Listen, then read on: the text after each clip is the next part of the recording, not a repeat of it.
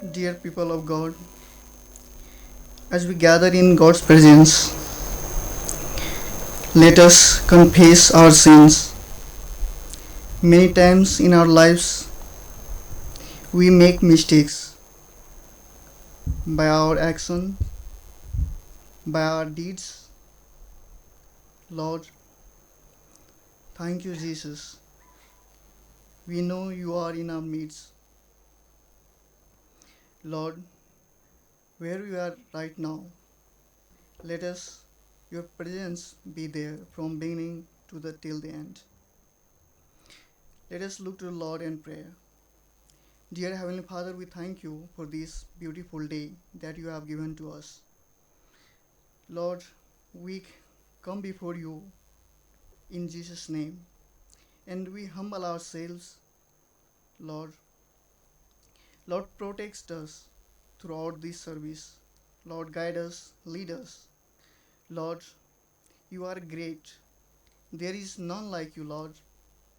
Lord, we love you and we look forward to worship and praising your name, Lord. Thank you for listening our prayers. In Jesus' name we ask this prayer. Very phonetic good morning to everyone. I welcome you all to this morning chapel service. John chapter 4 verse 24 says, God is spirit and his worshippers must worship in the spirit and in the truth. So this assurance, let's come together and worship the Lord by singing this beautiful song, Ek Aag Har Dil Mein Jalana Hai with the worship team.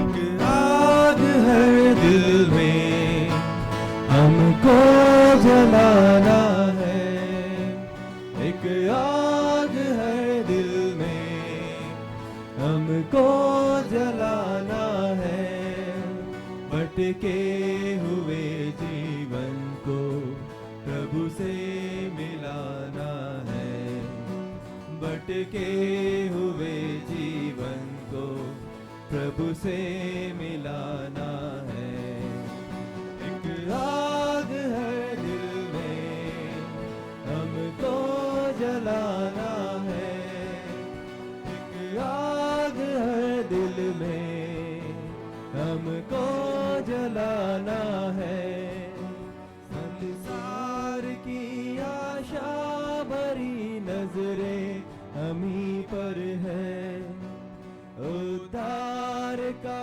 संदेश भी कांधों के ऊपर है संसार की आशा भरी नजरें हमी पर है उद्धार का संदेश भी कांधों के ऊपर है एक दीप से लाखों दिए हमको जलाना है एक दीप से लाखों दिए हमको जलाना है भटके हुए जीवन को प्रभु से मिलाना है भटके हुए जीवन को प्रभु से मिलाना है एक आग है दिल में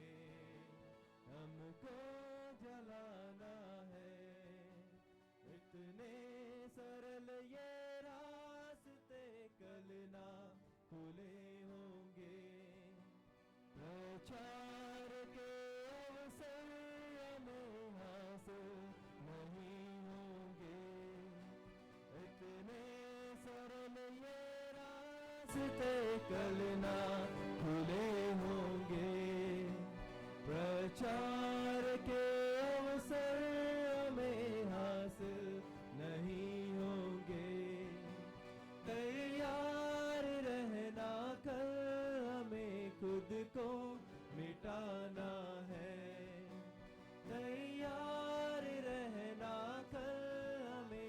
खुद को मिटाना है, भटके हुए जीवन को प्रभु से मिलाना है, भटके हुए जीवन को प्रभु से मिलाना है। एक आग है दिल में हमको जलाना है, एक आग है दिल में हमको जलाना है, भटके हुए जीवन को प्रभु से मिलाना है, भटके हुए जीवन को प्रभु से मिलाना है। Thank you, worship team. Now this is time for intercessory prayer. I would like to share few prayer matters before you all. Firstly, we will praying for world leaders so that God will give them wisdom and knowledge to lead in the right way. Secondly, we will pray for the coronavirus will be under control, and we will also remember all those who are affected with this virus and their families. And thirdly, and the last one, we'll pray for 4,692 people groups, particularly the unreached ones, and pray for and we will also pray for our peace and prosperity our land. So I request Brother Nintu Joni to lead us in prayer. Let's pray. Our gracious Heavenly Father, thank you for this time. We submit all this entire prayer matters into your mighty hand, Lord. We pray for all the leaders that grace must be bestowed upon them, so that they will faithfully carry out the responsibility entrusted to them. Lord, also pray for those who are affected with COVID, as well as for all the families. This disease is not for death, but that the work of God might be made manifest. Lord, let healing come from heaven. Protect and help and be with them. We pray for unreached ones. The gospel must help them to be born again experience and to fill their lives with peace and prosperity. When the world is in the shadow of terror, when it is full of depravity, O God, send peace. Do your miracle signs and wonders through us. Finally, we pray for today's preacher, that you use him mightily among us. Thank you for everything. Thank you for hearing our prayer. In Christ Jesus' name we ask this prayer. Amen. Thank you, brother. Greetings to you all in the matchless name of Lord and Savior Jesus Christ. I thank God for this giving me opportunity to stand here and share from His word this morning. Let me begin with a story. A pastor once found in the home of some recent visitor of the church a voice on the other end of the phone answered with a whispered, "Hello." The pastor asked, "Who is this?" The whispered voice said, "This is Jimmy." The pastor asked, "How old are you, Jimmy?" The voice said, "4." The pastor then asked, "Jimmy, can I please speak to your mom?" Jimmy answered, "She is busy." Then, "Can I speak please to your dad?" He says he is also busy. "Are there any other adults in your home?" He says, "The only police." "Then let me speak one of the police officers." They are also busy. "Jimmy, who else is there?" "Fireman." "Well, can you put some of the firemen on the phone?" "Fireman." "Well, can you put some of the firemen on the phone? They are also busy." "Jimmy, what are they all busy doing?" "They are all busy looking for me." Just like Jimmy, a lot of people are hiding. They are hiding from parents and police. They are hiding from boss and spouse. They are hiding from teachers and coach. And sometimes, maybe even most of the time, they are hiding from God. But why do we hide in life, especially from God? One of the major reasons we hide because we have done something wrong. The book of Genesis records of God's mission finding the lost of hidden sinners. When Adam sinned, he hid himself from God, but it was God Himself who called him and found him. It all began in the Garden of Eden and is still goes in our times as well. There are many people who are lost in their sins and they are waiting for just someone to share them good news of Jesus, who died for their sins.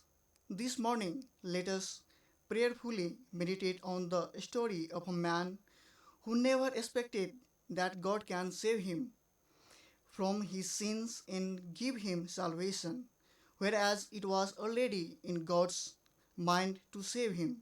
For today's meditation, let us read the Gospel of Luke, chapter 19, verses 1 to 10. Luke, chapter 19, verses 1 to 10. Here is now God's word. Jesus entered Jericho and was passing through. A man was there by the name Zacchaeus. He was a chief tax collector and was wealthy. He wanted to see who Jesus was, but because he was short, he could not see over the crowd. So he ran ahead and climbed a sycamore fig tree to see him, since Jesus was coming that way. When Jesus reached the spot, he looked up and said to him, Zacchaeus, come down immediately. I must stay at your house today. So he came down at once and welcomed him gladly. All the people saw this and began to mutter, he has gone to be the guest of the sinner. But Zacchaeus stood up and said to the Lord, look, Lord, here and now I give half of my possessions to the poor, and if I have cheated anybody out of anything, I will pay back 4 times the amount. Jesus said to him, today salvation has come to this house, because this man too is a son of Abraham. For the Son of Man came to seek and to save the lost. Traditionally, it is believed that Luke's Gospel is written by Luke, the physician from Rome, sometime around AD 70.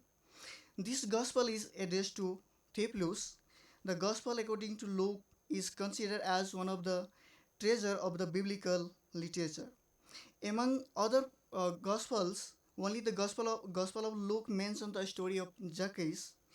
The Gospel of Luke can be divided into six segments. First, preface and intensive narrative, chapter 1 and chapter 2. Second, preparation of Jesus' public ministry, chapter 3 to 4, verses 13. And third, Jesus' ministry in Galilee, chapter 4, verse 14 to chapter 9, verse 50. Chapter and fourth, Jesus' journey to Jerusalem, chapter 9, verse 51 to chapter 19 and verse 27. And fifth, Jesus' ministry in Jerusalem, chapter 19, verse 28 to uh, chapter 21 and verse 38. And the last and sixth one is the passion and resurrection of Jesus, chapter 22, verse 1 to chapter 24, verse 53. So our read passage comes under the fourth division, where Jesus is moving to Jerusalem. In the preceding chapter 18, we see that Jesus is on his way to Jerusalem for his final trial of the death and resurrection. In the chapter 18, one thing is common, that is persistence. In chapter 18, verse 1 to 8, a widow is seen persistently looking for a justice. Verses 35 to 43. And blind beggar persistently calling Jesus for the healing of his sight, and this persistence even continues in chapter 19, verses 1 to 3. That is of Zacchaeus.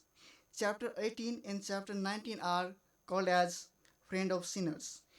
Because of what Jesus did for Zacchaeus and the blind man, today this very act of Jesus, who did not judge Zacchaeus, remind us to go and seek the lost and rejected ones like Jesus did.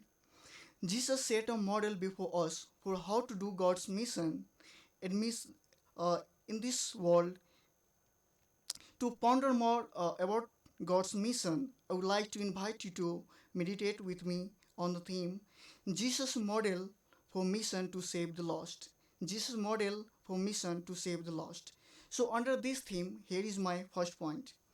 Jesus' mission demands reaching out the lost people, verses 1 to 5a. The author ties this story with the preceding story mentioned in chapter 18, verse 35, where Jesus heals a blind man. The story of Jesus saving the tax collector Zacchaeus is only recorded by Luke's Gospel and does not appear in the other three Gospels along with the story of blind man. In Luke's narrative, Jesus is passing through the city of Jericho, also known as the wealthiest city. Jericho means city of prosperous city. This city was well known toll place in Palestine, especially for goods passing east and west between Judea and Perea. In this story, Jesus is on journey to Jerusalem and passing through the city.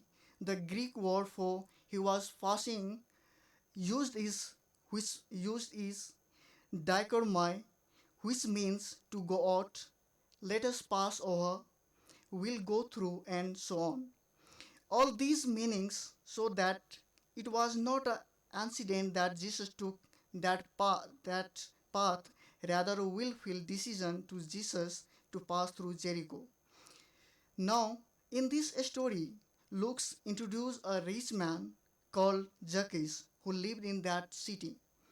The name Zacchaeus is the Greek form of the Hebrew Zacchae, which means righteous ones. Zacchaeus was a tax collector by his profession, but he was not living a righteous life as per the meaning of his name. During those days, the tax collectors used to collect tax from government and were the most hated ones, considered sinners in society during the time of Caesar. In chapter 18, verse 11, in Jesus' story, a Pharisee had a good character than the tax collector in society. While praying to God, Pharisee was not a thief, an evildoer, or an adulterer. Rather, he kept the law far better than the tax collector.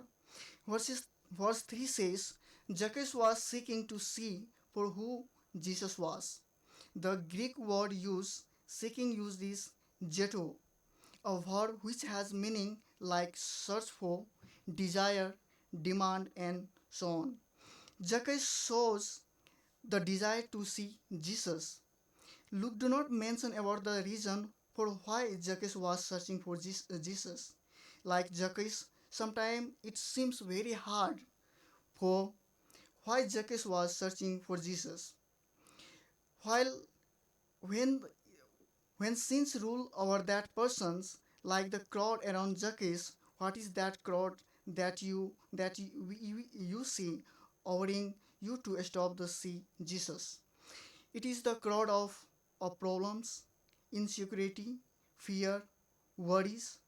This could have been probably the last chance of Zacchaeus to see Jesus because Jesus was on his last journey to Jerusalem where he was going to be crucified. Jesus had not yet passed by that road where Zacchaeus was struggling to see him because of that crowd. Even though Jesus was on his last journey to Jerusalem, he is seeking for lost people. It seems as Jesus purposefully took time to reach out to Zacchaeus. God puts a thought in Zacchaeus' mind to climb that tree. Today, we might be thinking that my crowd is different than Zacchaeus one, and I want to be seen by Jesus when he comes. The word of God today reminds us it is Jesus who reached to Zacchaeus with purpose and not the Zacchaeus. Zacchaeus was on a coast to see Jesus, and Jesus was on a coast to save Zacchaeus. It was Jesus, not the Zacchaeus, who took the initiative to engage in a personal encounter. Zacchaeus was only hoping to get a glance at Jesus and remain nameless. However, Jesus looks up and calls him by name, and when someone calls us by our name, it helps us recognize our identity in that person's eyes. This calling up the name of Zacchaeus brings a new identity to him and reminds him that he is called to be righteous because he belongs to God. Today, many lost Zacchaeus are waiting for someone to go to them to share the good news and to hear their cry. As we have seen above that it was Zacchaeus' willingness, his own decision to go to that city, and it was not a invitation given to Jesus from Zacchaeus. Likewise, God's people are called to go to the lost ones to share them this good news of the forgiveness of sins of whole humanity. Jesus' mission do not only teach us to go to the lost ones, but also to accept the discriminated ones in societies like Jesus did to Zacchaeus. This ties me to my second point. Jesus' mission accepts the rejected ones of society, verses 5b to 7. When Jesus reached the spot where Zacchaeus was sitting on the sycamore tree, he looked up and said to him, Zacchaeus, hurry up and come down, for I must stay at your home today. This is a strong expression by Jesus. The phrase I must stay at your house today is day, which indicates a divine urgency. Acts chapter 5, 29. In Luke, it indicates the entire history of salvation. Hence, it is a divine indication to save sinners. Jesus said to him, Zacchaeus, hurry up and come down. The word hurry reflects the eschatological urgency that attached the presence of Jesus for Luke. The word to stay in Greek is mene, which is derived from the root words meno, which means abide, continue, lasting, or life. This shows that Jesus wanted to continue with Zacchaeus. He wanted to begin a relationship with Zacchaeus. Luke 10 reminds us of an incident where Jesus sent out 70 of his disciples, and verse 7, this same Greek word meno is used. Jesus said to his disciple, stay in that house, eating and drinking what they give you, for the laborer is worthy of his wages. Do not keep moving from house to house. I believe that the intent Jesus was going to do the same thing that he told the 70 sent out. If the person receives you, remain there as long as you are in that city. When Jesus called Zacchaeus, his response was very quick and he welcomed Jesus gladly. In verse 6, we see how Zacchaeus accepts Jesus with open hearted and gladness. This was the beginning of spiritual transformation in Zacchaeus' life.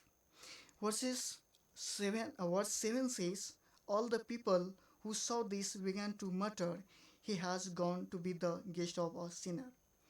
When Jesus sat with the Levites, he was challenged by the Pharisee who said, why do we eat and drink with the tax collectors and sinners? But Jesus said, it is not the healthy who need a doctor, but the sick.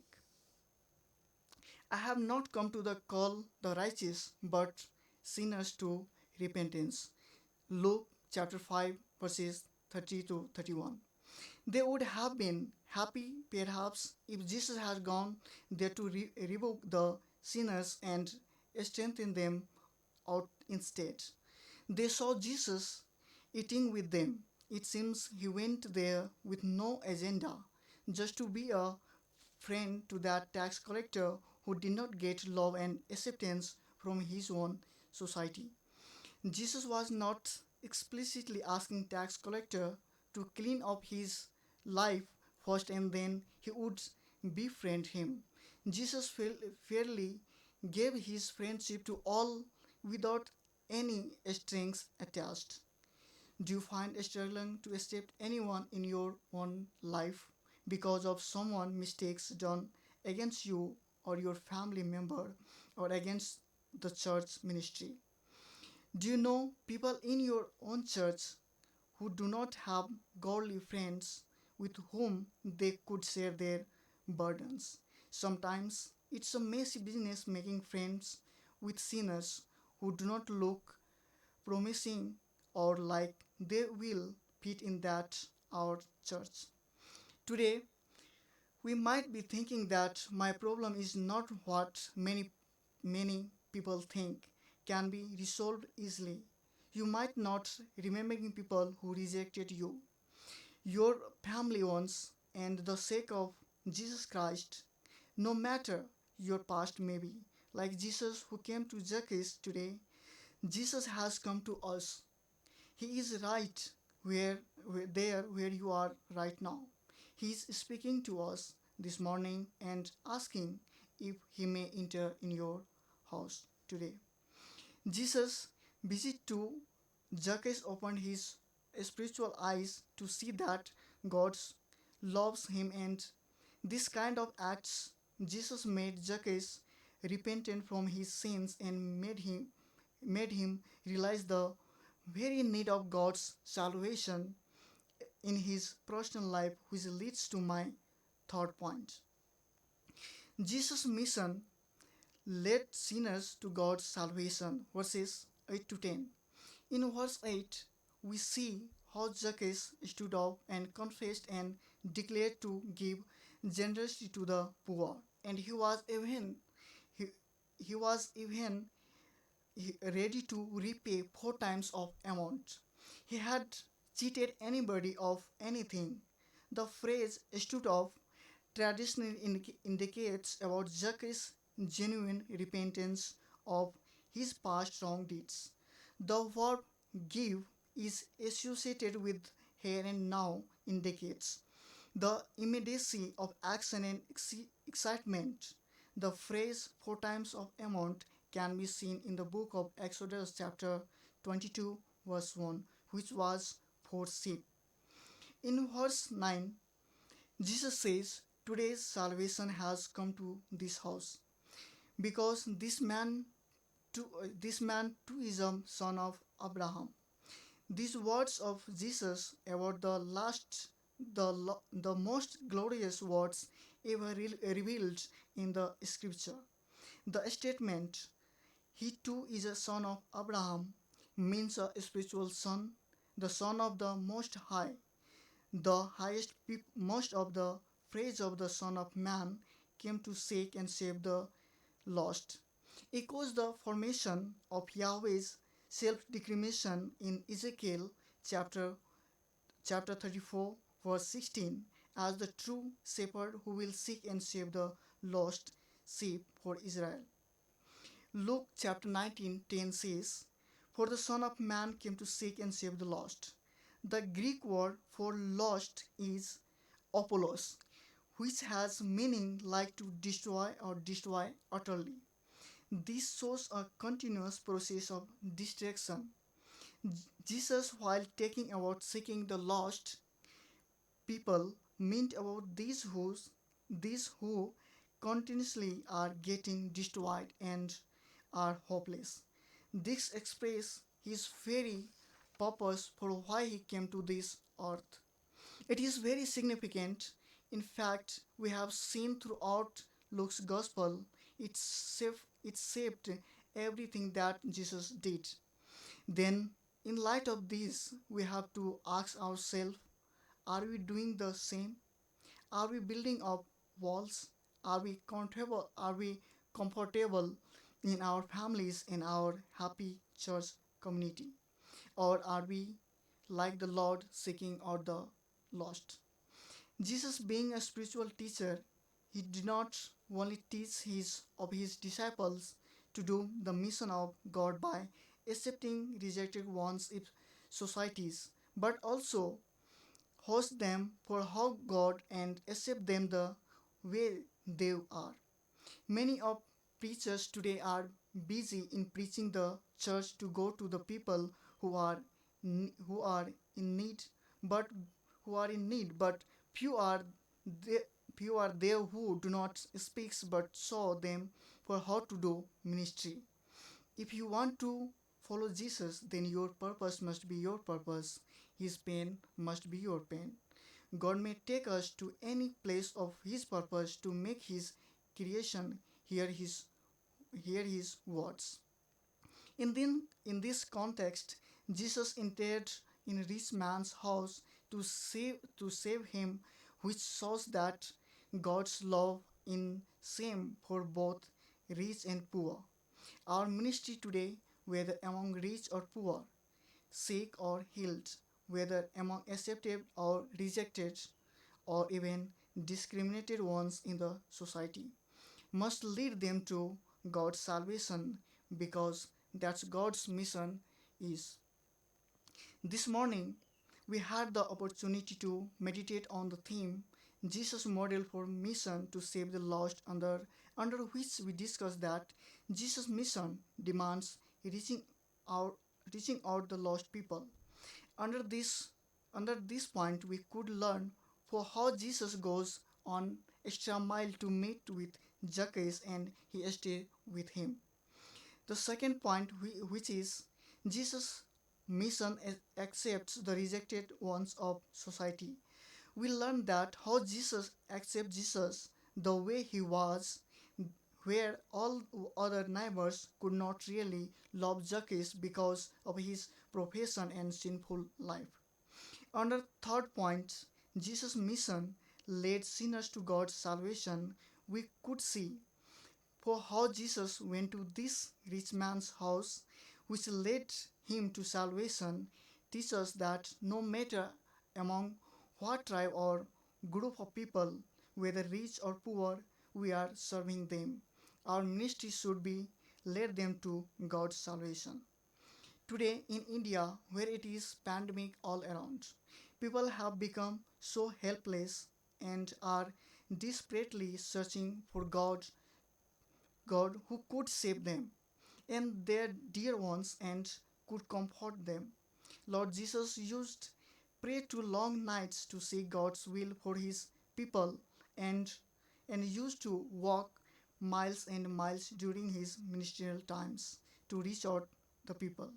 In today's context, it might not be possible to reach people physically, but God already has provided us the technology and media to use them for his purpose.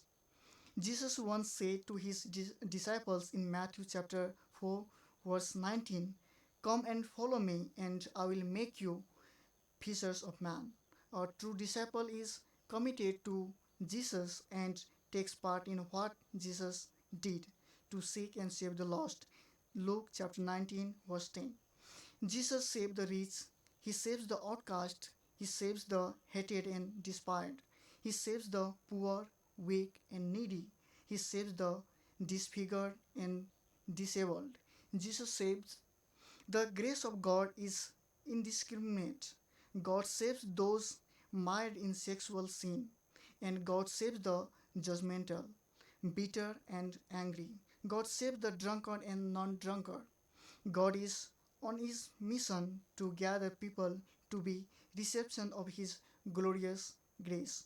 God is interested in saving some from every tribe, tongue, language, and nation for his global glory.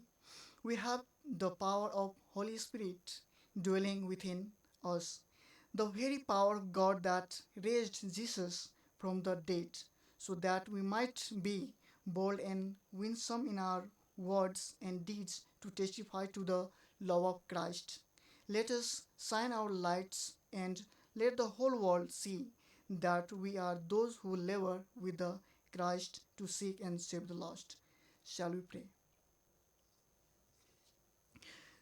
Father in heaven, once again we come in your presence, Lord.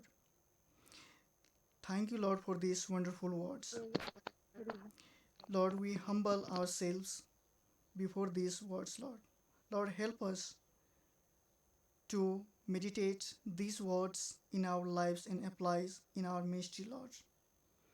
Lord, we submit our eyes, bodies, and hearts into your hands, Lord. Lord, help us to do mission like you and in the right way, Lord. Thank you for listening and answering our prayer. In Jesus' name we ask this prayer. Amen. Now let us receive the benediction. Now may the grace and peace of the Lord Jesus Christ and love of the Father and the communion of the Holy Spirit continue to be with us, empower us, and lead us to God's mission now and forevermore. Amen. Please allow me to take few more minutes to thank the community. First of all, I would like to thank Almighty God for His faithfulness in my life. He raised me from the dust while I was nothing, but He made me a new man today as I am. Secondly, I would like to thank our dear Uncle George and Auntie Leela and Simon sir for allowing me to pursue my study here in this college. I would like to express my gratitude my sponsor Mr. Himalton for his unfailing love. I am very thankful to Wilson Busy, though he is not here, who introduced me in this college, and he is the one who sent me this college. I am very thankful to him. His great contribution in my life.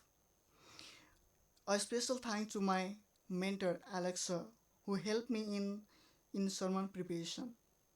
I would like to acknowledge my classmates for their love, support, being a kind and cooperating with me. And also thank you to all my wonderful teachers who taught me not only from the books but from their lives also. Thank you to my thank you and thank you to your thank you to everyone to your continued support and love. Your kind and encouraging words strengthen me and inspires me. Thank you all to listening to me. God bless you with these words. Have a wonderful day ahead.